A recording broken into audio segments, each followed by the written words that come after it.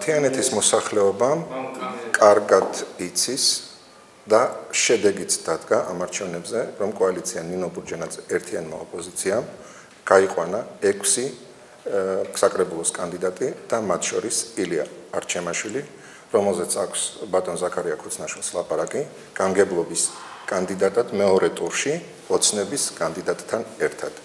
თუ ვინ სად იყო, როდის და ვისთან იყო, ეს ყველაზე უკეთესად თვითონ თიანეთის მოსახლეობამ იცის და ამიტომაც გააკეთა ასეთი არჩევანი.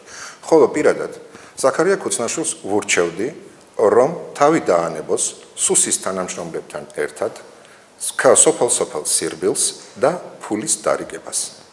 იმიტომ რომ როგორც ჩვენ, ასევე თვითონაც საუკეთესოდ მოეხსენება ის ფაქტი, რომ ეს არჩევნები ოცნების კანდიდატს წაგებული აქვს თიანეთში.